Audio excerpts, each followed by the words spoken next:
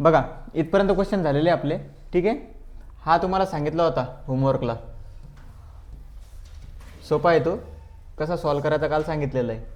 Videos upload होऊन जाईल 1-2 दिवसामध्ये, टोटल कंप्लीट आतापर्यंत, ठीक आहे. अ 2 डिजिट नंबर इज, तुम्हाला हा क्वेश्चन आपला झालेला आहे 2 डिजिट नंबर. तुम्हाला मी त्या दिवशी एक्झाम्पल दिलं होतं 54चं, आठवतं? 5 × 10. मग आपण काय करणार, एक नंबर घेणार x आणि एक घेणार y.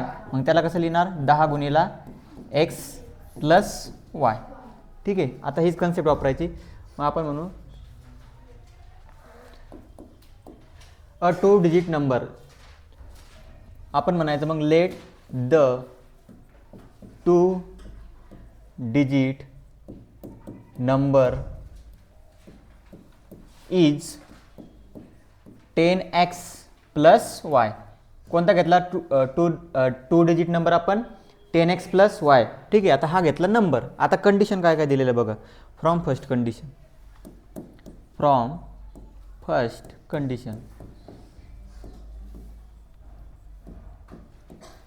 बरोबर वाचायची कंडिशन, काही अवघड नसते.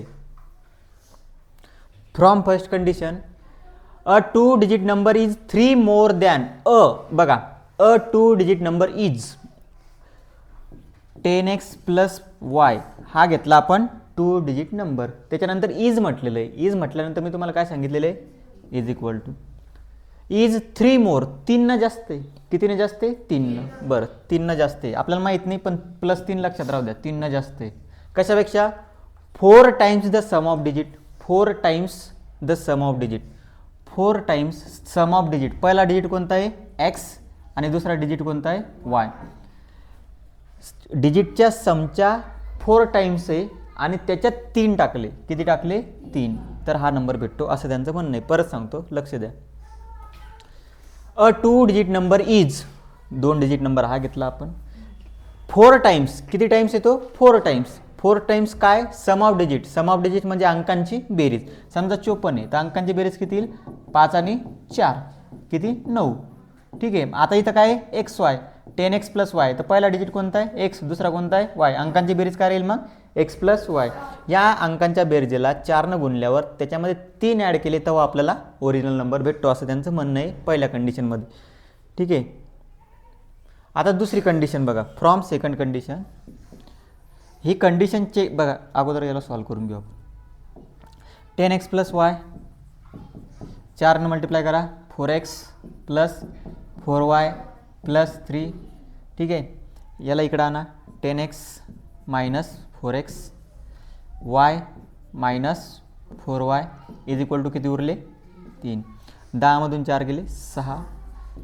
y - 4y किती, -3y होतील ते, -3y is equal to 3.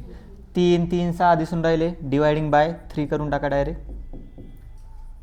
Dividing bye 3 काय बनेल मग, 3 न भाग दिल्यावर 2x, 3 न भाग दिल्यावर फक्त उरेल y, आणि 3 न भाग दिल्यावर उरेल 1.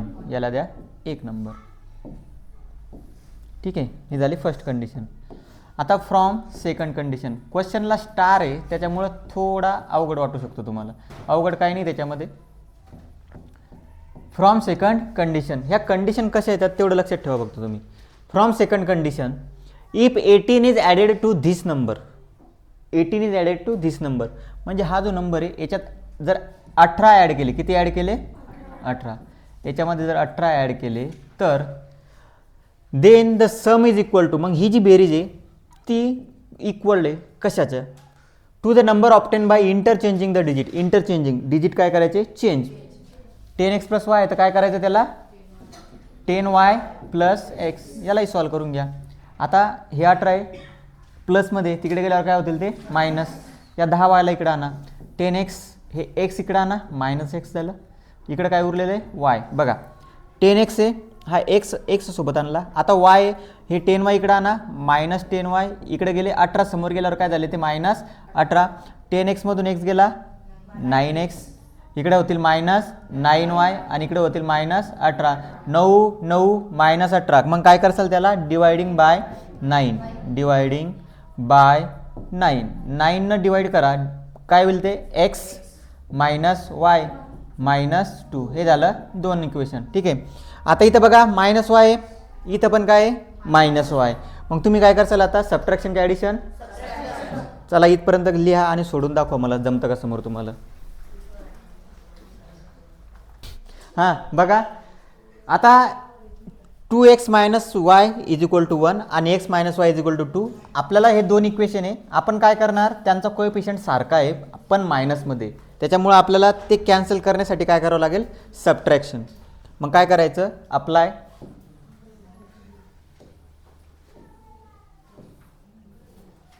इकडं थांबतो 2 मिनटं. हां अप्लाय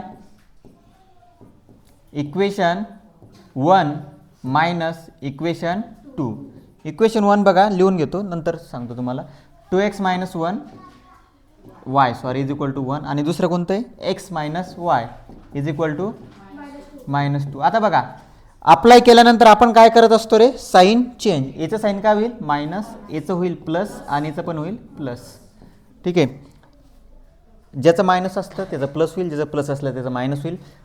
हे तर कॅन्सल होणारच आहे. 2x मधून x गेला x. आता +2 आहे, 1 + 2 किती होईल, 3. x ची किंमत आली 3. सरळ सरळ आन्सर भेटलं. पुट x = 3 इन इक्वेशन 1 किंवा डायरेक्ट याच्यात ठेवा, या 1 मध्ये ठेवल्यापेक्षा हे सोपं आहे 2 मध्ये. इन इक्वेशन 2 तुम्हाला कळायला पाहिजे वेळेवर इक्वेशन कोणतं सोपं आहे. x - y = -2. याची किंमत किती आलेली आहे, 3. 3 - y = -2. -y = -2. 3 तिकडे गेल्यानंतर झाले मायनस. मग -y बरोबर -5. तर y ची किंमत किती आली, 5. y ची किंमत आली 5. ही झाली y ची किंमत. पण आपल्या क्वेश्चनमध्ये काय म्हटलेलं आहे, फाइंड द नंबर. मग द नंबर इज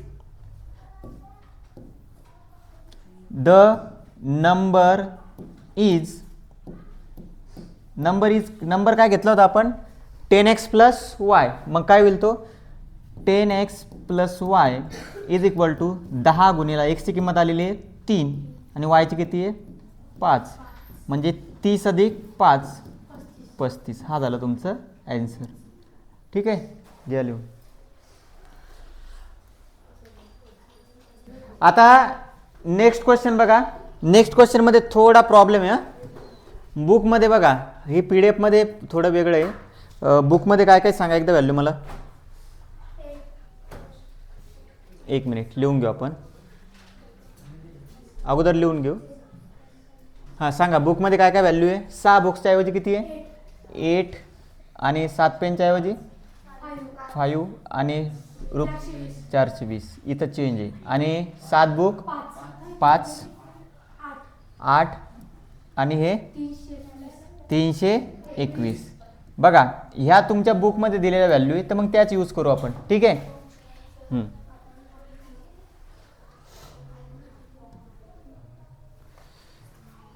बघा सोपं आहे. असा क्वेश्चन झालेला आपला एक लेगचा लॉयन आणि ते होता ना काहीतरी, सेम आहे बघा. 6 टेबल आणि चेअरचा झालेला आहे. Let the cost of book is ₹X and the cost of pen is ₹Y. एका पुस्तकाची आणि एका पेनची किंमत घेतली आपण. ठीक आहे. तुम्ही म्हणता सर एक टाकला नाही. इज हा शब्द काय दाखवतो, इज सिंग्युलर पर्सन दाखवतो. ठीक आहे. आता फ्रॉम फर्स्ट कंडिशन बघा, सगळ्यात सोपा क्वेश्चन या. फ्रॉम फर्स्ट कंडिशन आणि असेच क्वेश्चन येणार तुम्हाला एक्झामला. हा क्वेश्चन येऊ शकतो एक्झामला. कोणता, हा चेंज झालेला 6 आणि 7 79. ठीक आहे. हा क्वेश्चन सोडवतो मी, हा तुम्ही नंतर घरी सोडवायचा प्रॅक्टिससाठी. फ्रॉम फर्स्ट कंडिशन किती पुस्तके, 8 बुक्स आणि पेन किती आहे 5. यांची किंमत टोटल आहे 420. याला द्या 1 नंबर. फ्रॉम सेकंड कंडिशन आता पुस्तकांची संख्या आणि ते सांगा किती होईल. 5 बुक आहे म्हणजे 5x. पेन किती आहे, 8 पेन किती येईल 321. ठीक आहे. आता याला सॉल्व करण्यासाठी बघा एक मेथड असते, 10वीत आहे ती, एकदा ॲडिशन एकदा सबट्रॅक्शन करावं लागतं ते, ठीक आहे. आपण डायरेक्ट सोडवता का? डायरेक्ट सोडवता. मग 8 आणि 5 आहे, आपल्याला कोएफिशियंट 40 आणावं लागेल. किती आणावं लागेल? 40, कारण या दोघांना भाग जाणारी संख्या कोणती जवळची? 40. डायरेक्ट सोडवू आपण. मग बघा, मल्टिप्लाय, लक्ष द्या, थोडं कॅल्क्युलेशन अवघड वाटू शकतं तुम्हाला.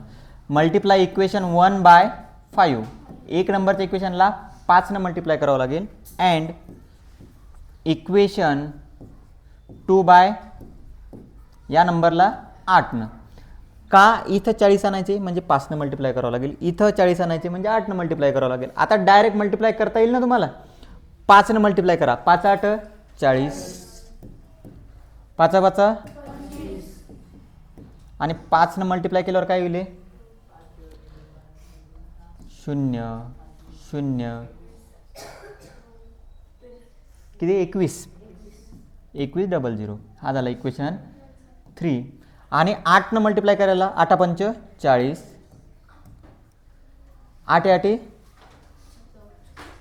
8 8 56, वा 64.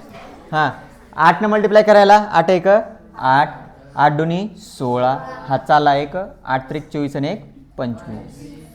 ठीक आहे.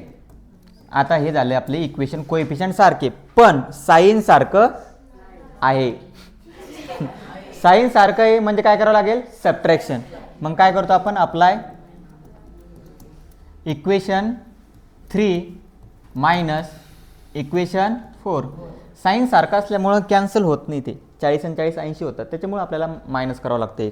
आता पहिलं इक्वेशन लिहून घ्या, 40x प्लस 25y बरोबर आहे तुमचं 2100. दुसरं इक्वेशन लिहून घ्या, 40x प्लस 64y बरोबर आहे तुमचं 2568. याचे साईन काय होणार? चेंज. याच्या साईन होईल मायनस मायनस आणि मायनस. आता हे झालं कॅन्सल, 40 40 कॅन्सल. 25 आणि 64 29 का 39? 39 39 39. ठीक आहे. बघा, हे 39 आहे, मोठी संख्या कोणती आहे? 64चं मायनस साईन द्यावं लागेल त्याला, मायनस 39y. आता 2568 मधून 2100 काढा, 468, ते पण येईल मायनस. एक मिनिट,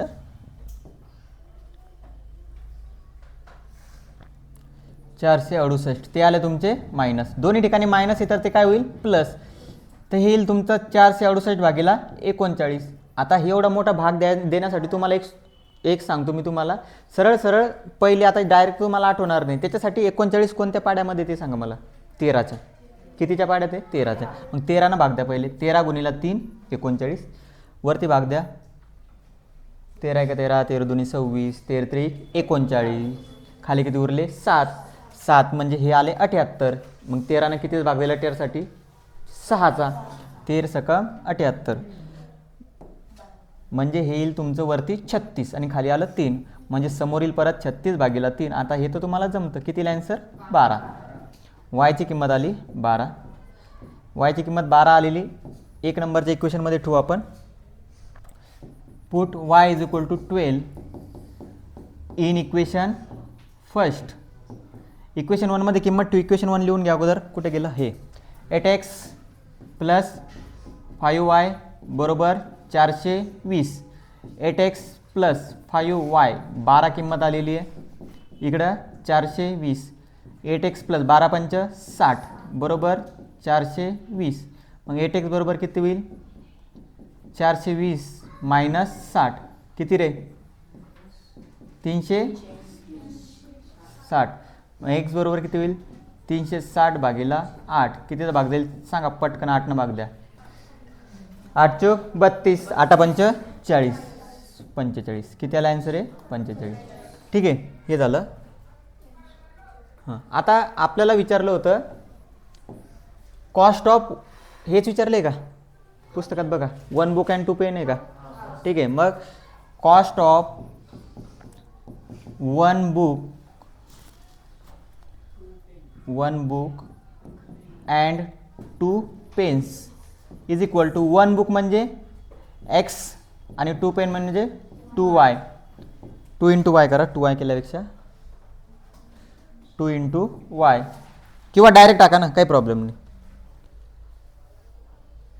डायरेक्ट टाकून द्या. 1 पेन, 1 पेनचे किती आलेले? 1 पेन, पेन कोणाला म्हटलं होतं आपण? 1 बुक, सॉरी बुक कोणाला म्हटलेलं आहे? एक्सला.